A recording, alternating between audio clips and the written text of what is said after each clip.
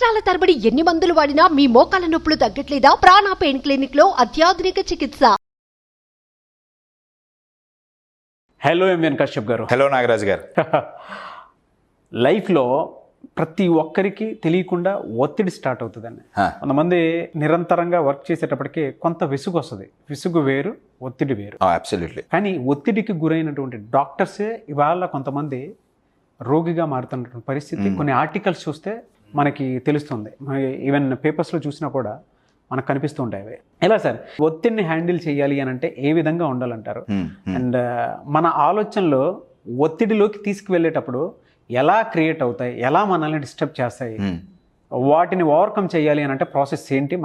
మన mental stability కానివ్వండి, emotional health కానివ్వండి, ఏ విధంగా స్ట్రాంగ్ చేసుకోవాల్సినటువంటి అవసరం ఉందంటారు?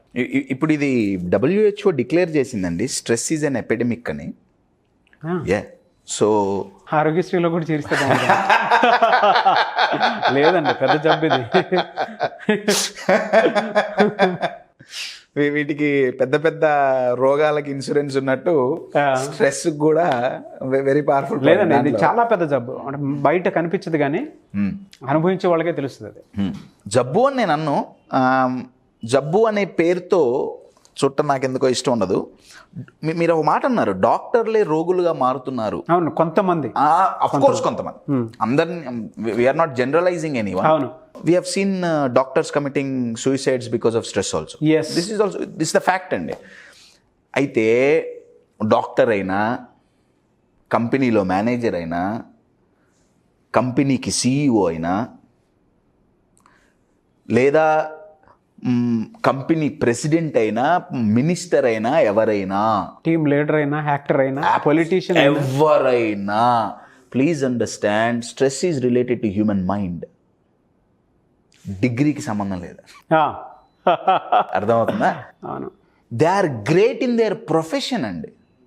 బట్ ఈ ఇమోషనల్ హెల్త్కి వచ్చేటప్పటికి ఏ స్కూల్ కాలేజీల్లో ఇది నేర్పిస్తున్నారు అనేది నా ఫస్ట్ క్వశ్చన్. ట్రూ అండి, అబ్సల్యూట్లీ లేదు. ట్రూ. ఇప్పుడు డాక్టర్కి human physiology, they are experts about it, right? But this is a thought pattern అండి. అరే డాక్టర్ల వరకు ఎందుకండి, స్ట్రెస్ మేనేజ్మెంట్ కోచెస్ అని చాలామంది ఓన్లీ దాని గురించి ఉన్నారు. వాళ్ళు స్ట్రెస్ మేనేజ్మెంట్ క్లాస్ తీసుకోవాలని స్ట్రెస్ ఫీల్ అవుతున్నారు. నిజం. అది చాప కింద నీరులాగా స్ట్రెస్ తెలియదండి, రైట్? స్ట్రెస్ అనేది ఫస్ట్ ఆఫ్ ఆల్ ఒక స్టేట్ ఆఫ్ మైండ్ మాత్రమే. ఇది ఫస్ట్ గుర్తించాలండి, రైట్? ఇది ఒక థాట్ ప్యాటర్న్ అండి. ఒక పర్టిక్యులర్ ప్యాటర్న్లో ఆలోచించటం వల్ల ఆ స్ట్రెస్ అనేది క్రియేట్ అవుతుంది. దాన్ని యూజువల్గా ఎట్లా మెజర్ చేస్తున్నారంటే, కార్టిజాల్ హార్మోన్ రిలీజ్ అవుతుంది స్ట్రెస్లో ఉన్నప్పుడు. సో ఆ హార్మోనల్ లెవెల్స్ ఎక్కువగా ఉంటే, త్రూ టెస్ట్ మనం తెలుసుకోవచ్చు, హార్మోనల్ లెవెల్స్ ఎక్కువగా ఉంటే స్ట్రెస్ ఎక్కువ ఉంది అని గుర్తిస్తున్నారు. యూజువల్గా చేసేదైతే అది. అయితే ఈ స్ట్రెస్కి అసలు రావటానికి గల కారణం ఏంటి? అది మీరు అడిగిన క్వశ్చన్. అవునవును, దాని సిమ్టమ్స్ ముందే కొంచెం మనం. స్ట్రెస్ రావటానికి గల మెయిన్ కారణం ఏంటంటే, స్ట్రెస్ గురించి కొన్ని మిత్స్ ఉన్నాయండి. దాంట్లో ఫస్ట్ ఉన్న మిత్ ఏంటంటే, అందరికీ స్ట్రెస్ ఉంటుందిలే. అందరికీ క్యాన్సర్ ఉంటుందా? ఉండదు. స్ట్రెస్ అందరికీ ఉండదు. నేను ఈ మాట చెప్పడానికి ఇది నెంబర్ 1 మిత్ అండి. పోవాల్సిన అపనమ్మకం ఏంటంటే స్ట్రెస్ గురించి ఇదే. స్ట్రెస్ అందరికీ ఉంటుందిలే అంటే ఇండైరెక్ట్గా నా మైండ్ నేనేం చెప్తున్నా అంటే, నువ్వు రెడీగా ఉండు, స్ట్రెస్ ఫీల్ అవ్వటానికి నువ్వు రెడీగా ఉండు. అవును. స్ట్రెస్ని ఎలా ఎదుర్కోవాలి, రాకుండా ఎలా చేయాలని నా మైండ్ అప్పుడు ఆలోచించట్లా. స్ట్రెస్ కామన్ వస్తుంది, రాదు. Number 1 myth. Second myth, stress is part of life. ఇది ఒక లిమిటింగ్ బిలీఫ్ అండి. లైఫ్లో స్ట్రెస్ అనేది ఒక భాగం కాదు. 100 కాదు, 1000 కాదు, కొన్ని లక్షల మందిని నేను చూపిస్తా, వాళ్ళ లైఫ్లో స్ట్రెస్ భాగం కాదు. వాళ్ళు స్ట్రెస్ పడరు. చాలామందిని చూపిస్తా నేను. Your getting it? థర్డ్ అపనమ్మకం, సక్సెస్ స్ట్రెస్ఫుల్గా ఉంటే సక్సెస్ఫుల్గా ఉన్నట్టు చాలామంది భావిస్తున్నారు. మీరు చెప్పిన పెద్ద పెద్ద నేమ్స్ ఏదైతే ఉన్నాయో, మేము సక్సెస్ అయ్యాం అన్న కిక్ ఎప్పుడు వస్తుందంటే వాళ్ళకి కొంచెం స్ట్రెస్ ఉంటేనే వస్తుంది. ఏదో ఉంది, ఏదో అయిపోతుంది, ఇది ఉంది, అది ఉంది, అది చేయాలి, ఇది చేయాలి, బిజీ, ఐఎమ్ టూ బిజీ. నీకు టైం ఉంది, మేనేజ్ చేసుకోవడం రావట్లా. నేను సక్సెస్ఫుల్ అని చెప్పుకోవటానికి, నా సిగ్నిఫికెన్స్ చూపించడానికి జనాలు స్ట్రెస్ని ఒక వాహనం లాగా వాడుతున్నారండి. ఇప్పుడు మనం ఒక చోట నుంచి ఇంకో చోటకి పోవాలంటే ఏదో ఒక వెహికల్లో పోతాం, బండి మీదో కారులోనో. వాహనం ఎంత మంచిగా ఉంటే జర్నీ అంత బాగుంటుంది. అవును. నేను సక్సెస్ఫుల్ అని చూపించుకోవడానికి స్ట్రెస్ అనే వాహనాన్ని చాలా మంది ఉపయోగిస్తున్నారు. అవును. ఈ మూడు అపనమ్మకాలు ఎప్పుడైతే బ్రేక్ అవుతాయో అసలు సగం స్ట్రెస్ అక్కడ పోతుందండి. ఒకటి, stress is not part of life. Stress is not in every one's life. అవును. నెంబర్ 3, స్ట్రెస్కి సక్సెస్కి సంబంధం లేదు. నా దృష్టిలో మీరు ఎంత ఎక్కువ స్ట్రెస్ ఉంటే అంత తక్కువ సక్సెస్ అయినట్లు లెక్క నా దృష్టిలో. I will give you an example అండి. మీరు డాక్టర్ అన్నారు కాబట్టి, ఒక డాక్టర్ దీని గురించి చాలా పెద్ద రీసెర్చ్ చేశారండి. రీసెర్చ్ చేసి ఆయన చాలా ఆర్టికల్స్ రాశారు, రైట్?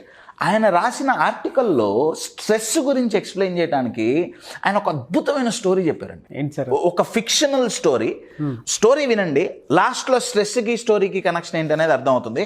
అద్భుతంగా చెప్పారు. స్టోరీ ఏంటంటే, ఇక్కడ నేను ఈ స్టోరీలో చెప్పే క్యారెక్టర్స్ చాలా ఇంపార్టెంట్ అండి. షూర్. ఓకే. స్టోరీ ఏంటంటే, ఓ పెద్ద జంగల్, రైట్? ఆ జంగల్లో అన్ని రకాల జంతువులు ఉంటాయిగా. అవును. ఒక పెద్ద పులి ఉందండి. ఈ పెద్ద పులి పని ఏంటయ్యా అంటే, ఆకలి అయితే హంట్ చేయటం, తినటం, రెస్ట్ తీసుకోవటం. ఆకలి అయినప్పుడల్లా హంట్ చేస్తుంది, వేటాడుతుంది. ఒకరోజు పెద్ద పులి ఏమనుకుందంటే, చిన్న చిన్న జంతువుల్ని చంపితే రోజులు మళ్ళీ ఆకలి అవుతుంది, మళ్ళీ హంటింగ్ పోవాలి, గొడవ అంతా ఎందుకు, ఒకేసారి పెద్ద ప్రే పట్టుకుందాం. చూస్తే ఒక ఏనుగు కనిపించింది. కొడితే ఏనుగు కుంభస్థలాన్ని కొట్టాలంటారుగా. అవునవును. ఏనుగును గనక చంపితే కొన్ని రోజులకి ఆ పులికి ఆహారం దొరుకుతుంది. సో ఏనుగు ఆ జంగల్లో ఉన్న దాన్ని ఏమంటారు, యానిమల్స్ అన్ని చూస్తుండగా ఏనుగును చంపడానికి పులి వేట మొదలుపెట్టింది. ఏమండి? అయితే ఏనుగు చాలా ధీటుగా సమాధానం చెప్పింది. ఆ పులి ఏనుగుని చంపలేకపోయింది. ఆ పులిని ఏనుగు 2 పీకి పంపించింది. ఇది జరిగేటప్పటికి చుట్టుపక్కల యానిమల్స్ అంది, నువ్వు పెద్ద పులే, ఏనుగుని చంపలే, పరువు, ఇన్సల్ట్ అయింది. అక్కడే సగం స్ట్రెస్. ఎవరు ఇన్సల్ట్ చేస్తున్నారో అని ఆలోచించి సగం స్ట్రెస్ వస్తుంది. వాళ్ళు చేస్తున్నారో లేదో తెలియదు. పులి వెళ్ళిపోయింది. పులి అనుకుంది, నా ఒక్కదాని వల్ల కాదు, నాకు ఇంకో 2 సపోర్ట్ ఉంటే నేను ఏనుగుని చంపొచ్చు. సో పులి ఏం చేసిందంటే, మొత్తం జంగల్ అంతా ఎతికి ఇంకో 2 పులుల్ని పట్టుకొచ్చుకుంది. ఓకే. ఇప్పుడు ముగ్గురు కూర్చొని సమావేశం అయ్యారు. సమావేశం మెయిన్ ఆబ్జెక్టివ్ ఏంటంటే ఏనుగుని చంపటం. ఓకే. దాంట్లో ఒక పులి అంది, ఆల్రెడీ నీకు దెబ్బలు పడ్డాయి. ఏనుగు ఏమో అంత పెద్దగా ఉంది, చాలా పెద్ద వైల్డ్ ఎలిఫెంట్ అండి అది. ఒక్క పులిని కొట్టిన ఏనుగు ఇంకో 2 కొట్టలేదంటావా? ఈజీగా కొడుతుంది. సో మన ముగ్గురం కాదు, డైరెక్ట్గా పోయి అటాక్ చేయటం కాదు, ఏనుగుని డిస్ట్రాక్ట్ చేయాలి. అంటే డిస్టర్బ్ చేయాలి. అది డిస్ట్రాక్ట్ అయిందా, సగం బలం దాన్ని తగ్గిపోతుంది, మనం ఈజీగా కొట్టచ్చు. ముగ్గురు టైగర్స్ కలిసికట్టుగా ఒక కోతి దగ్గరికి పోయారు. ఈ క్యారెక్టర్స్ చాలా ఇంపార్టెంట్ అండి. ఇది 3వ క్యారెక్టర్. ఇది ఫస్ట్ టైగర్, ఎలిఫెంట్, ఇప్పుడు కోతి వచ్చింది.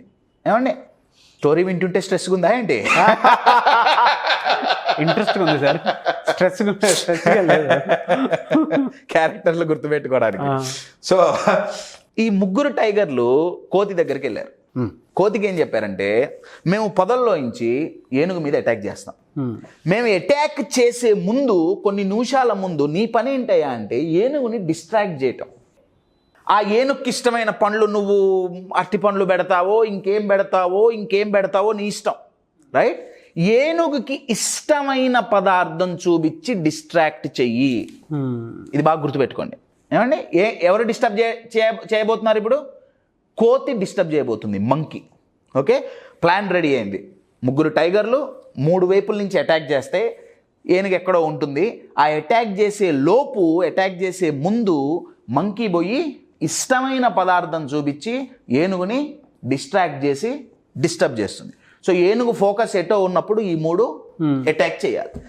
ఇదంతా జరుగుతుంటే ఏ చెట్టు కింద కూర్చుని అయితే వీళ్ళు మాట్లాడుకుంటున్నారో ఆ చెట్టు పైన ఒక గుడ్లగూబ ఉంది. 4th క్యారెక్టర్ అండి. ఏమంటే ఆ గుడ్లగూబ ఇది విన్నది.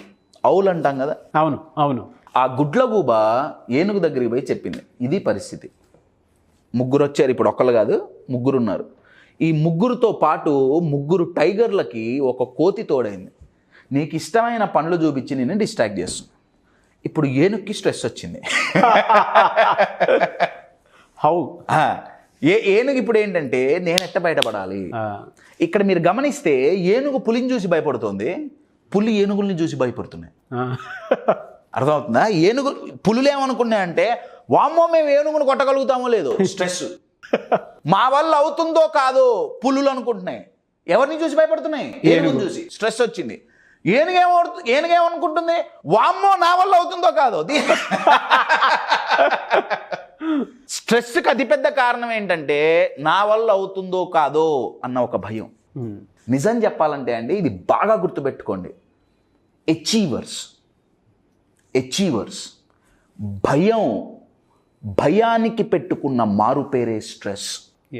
అచీవర్స్ దగ్గర పోయి మీరు భయపడుతున్నారు అంటే వాళ్ళ ఈగో హర్ట్ అవుతుంది. మాకు భయం ఏంట్రా, మాకు స్ట్రెస్ ఉంది. యాక్చువల్గా అది భయమే. ఓడిపోతామన్న భయం, బిజినెస్లో లాస్ వస్తుందన్న భయం, పరువు పోతుందన్న భయం, ఇన్సల్ట్ అవుతామేమో అన్న భయం, మా ఇంటిగ్రిటీ ఉంటుందో పోతుందో అన్న భయం, మా నేమ్ అండ్ ఫేమ్ ఉంటుందో పోతుందో అన్న భయం. యాక్చువల్గా ఎంప్లాయీస్ హ్యాండ్ ఇస్తారేమో అన్న భయం. Very good. ఎంప్లాయీస్ హ్యాండ్ ఇస్తారేమో అన్న భయం. కానీ యాజ్ అన్ అచీవర్ లెవెల్లో వాళ్ళు ఏమనుకుంటారంటే మేము భయపడుతున్నాం అంటే చిన్న చూపుగా. అందుకు వాళ్ళు పాష్గా ఉపయోగించే పదం ఏంటంటే మాకు భయమే లేదు, వీఆర్ జస్ట్ స్ట్రెస్ఫుల్. సో ఏనుగు యాక్చువల్గా భయపడుతుంది, ఏనుగు కొడుతుందేమో అని. యాక్చువల్గా ఏనుగు పులులు భయపడుతుంది. రైట్. సో ఎవరిని వాళ్ళు తక్కువ చేసుకుంటే స్ట్రెస్ గ్యారంటీ అండి. రైట్. నా స్టోరీలోకి వద్దాం. సో ఏనుగు గుడ్లగూబని అడిగింది, ఎందుకంటే గుడ్లగూబ అవుల్ ఆఫ్ విజ్డమ్ కదండి. అవును. రైట్. సో ఏమన్నా సలహా ఇస్తుందని అడిగింది. గుడ్లగూబ ఏమందంటే ఇక్కడ చిన్న లేక్ ఉంది కదా, వాళ్ళు వచ్చే టైంకి నువ్వు లేక్లో ఉండు. ఏనుగంది టైగర్లకి స్విమ్మింగ్ వచ్చుగా.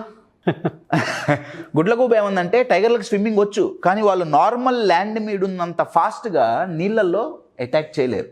సో సగం వాళ్ళ వీక్నెస్ అక్కడ ఇదైపోతుంది. నువ్వు నీళ్ళల్లో ఉండు. నీ పని ఏంటయ్యా అంటే నీళ్ళలో నుంచి బయటికి రావద్దు, మంకీ డిస్ట్రాక్ట్ చేసినప్పుడు డిస్ట్రాక్ట్ అవ్వద్దు. ఇది బాగా గుర్తుపెట్టుకోండి. అర్థమవుతుందా? మంకీ వచ్చి డిస్ట్రాక్ట్ చేస్తే డిస్ట్రాక్ట్ అవ్వద్దు. నా పులులు 3 పులులు 3 వైపుల నుంచి పొదల చాటున అటాక్. పులులు ఏమనుకుంటున్నాయంటే ఏనుక్కి తెలీదు, కానీ ఏనుక్కి తెలుసు. ఏనుగు ఏం చేస్తుంది నాకేం తెలియనట్టు నాటకం ఆడుతుంది. రైట్. పులులు చాలా ఓర్పుతో చాలా కాన్షియస్గా ఏనుగు దగ్గర వరకు పోయి కోతి వైపు చూసినాయి. ఎమ్మటే కోతి ఏనుగుకెంతో ఇష్టమైన పండ్లు పట్టుకొచ్చి ఏనుగు దగ్గరికి పోతుంది డిస్ట్రాక్ట్ చేయడం. కోతిని తన తొండంతో లాగి పెట్టి ఒకడు కొడుతుంది ఏనుగు. ఇది బాగా గుర్తుపెట్టుకోండి. ఎవరిని కొట్టింది? కోతిని కొట్టింది. ఇప్పుడు వీళ్ళ ఫస్ట్ ప్లాన్ ఫెయిల్ అయింది.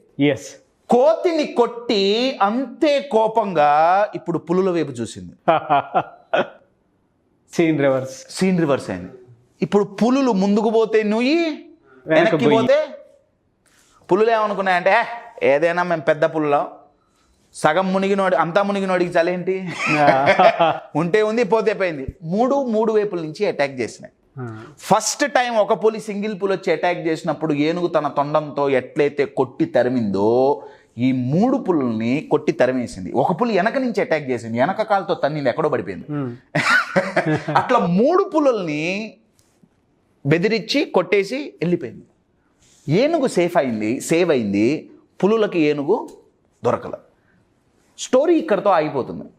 అయితే దీనికి స్ట్రెస్కి ఏంటి సంబంధం? అరే కశ్యప్, నువ్వు ఇంతసేపు ఈ సినిమా ఎందుకు చూపించావు? చెప్తా. అయితే ఈ ఫిక్షనల్ స్టోరీకి స్ట్రెస్కి సంబంధం ఏంటి? చాలా ఉందండి. ఇక్కడ ఈ పులులని స్ట్రెస్తో రిప్రజెంట్ చేస్తున్నాం. స్ట్రెస్తో రిప్రజెంట్ చేస్తున్నాం. ఏనుగుని మన ఇమోషనల్ ఫిజికల్ అండ్ మెంటల్ హెల్త్తో రిప్రజెంట్ చేస్తున్నాం. ఎందుకంటే స్ట్రెస్ మీద పడంగానే ఏం పోతుంది, హెల్త్ పాడవుతుంది. అవును, యువర్ గెటింగ్ ఇట్. సో ఇక్కడ పులులేంటి, స్ట్రెస్. ఏనుగేంటి, మన physical, emotional and mental health. అర్థమవుతుందా?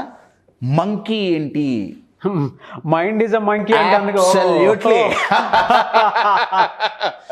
మీరు అవుల్ ఆఫ్ విజ్డమ్ అండి. చాలా కరెక్ట్ చెప్పారు. మన మైండ్ ఇది చేస్తే ఏదో ఎక్స్ట్రా వస్తుంది అన్న ఒక డిస్ట్రాక్షన్ చూపిస్తుంది లైఫ్లో. సక్సెస్ అనే పదంతో, రైట్, సక్సెస్ ప్రతి ఒక్కళ్ళకి కావాలండి, రైట్, కానీ ఆ పదాన్ని డిస్ట్రాక్ట్ చేసి చూపించడం ద్వారా అనుకున్న కెపాసిటీకి మించి జనాలు పనిచేస్తున్నారు.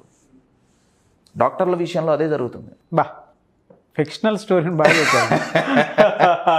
ఇక్కడ పులులు చాలా చాలా శక్తివంతమైనవండి. స్ట్రెస్కి చాలా శక్తి ఉంది.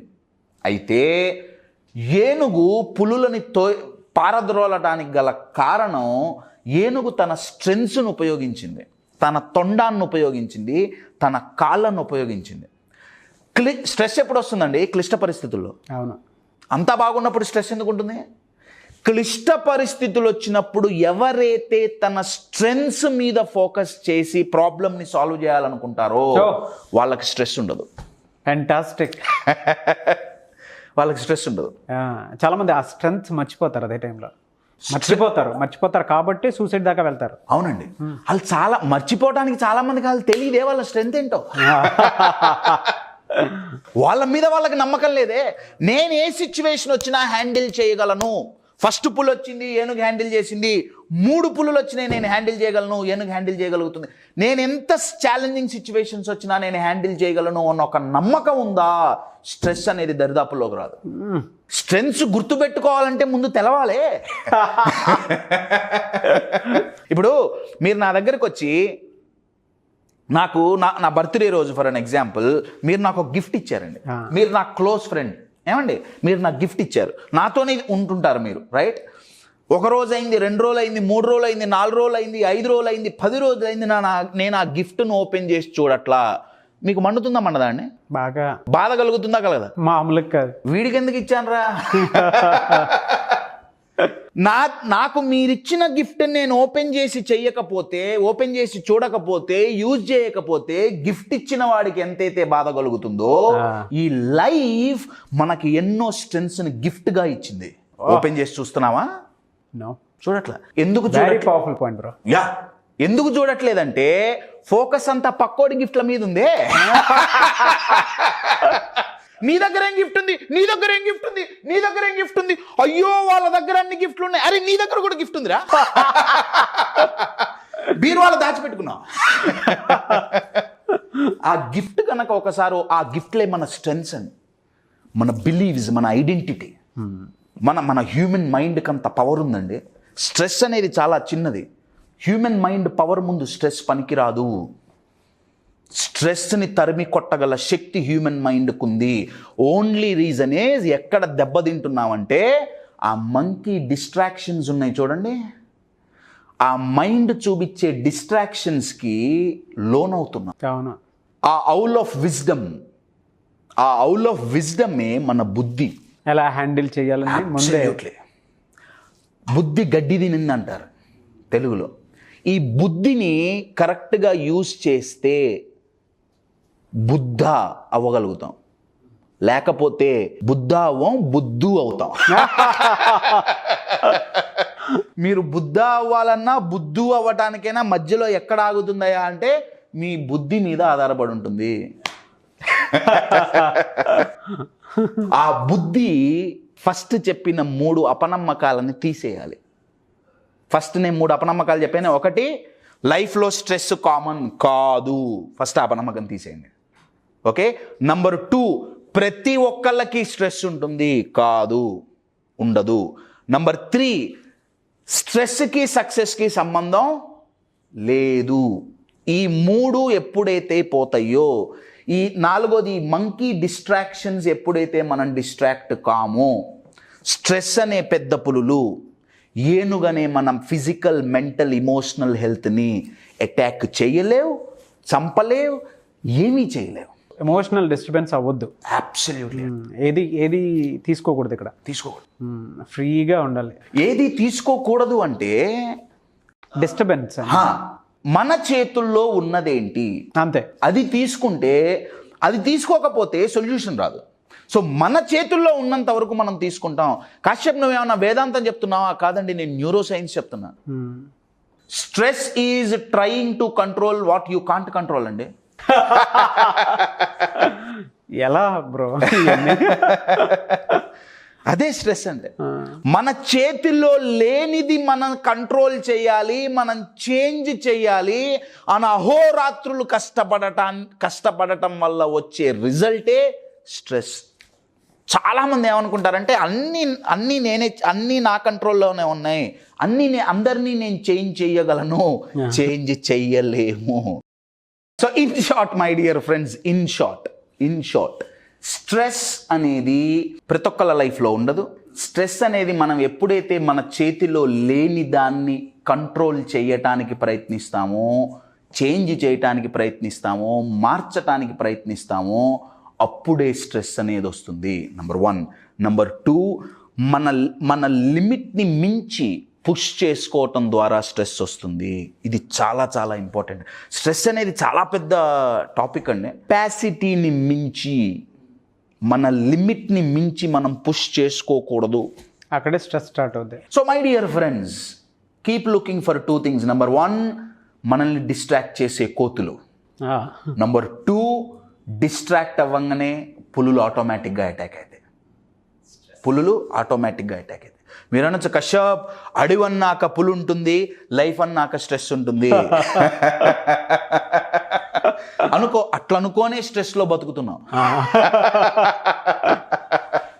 ప్రతి అడవిలో పులులు ఉండవండి. ట్రూ. అది ప్రతి అడవిలో పులులు ఉంటే పులుల్ని సేవ్ చేయడానికి ఒక పెద్ద ప్రాజెక్ట్ ఎందుకు? సేవ్ ద టైగర్ అని. ప్రతి అడవిలో పులులు ఉండవు, ప్రతి లైఫ్లో స్ట్రెస్ ఉండదు. బాగా గుర్తుపెట్టుకోవాలి. డెఫినెట్గా. Thank you so much MVN Kashyap garu. Thank you.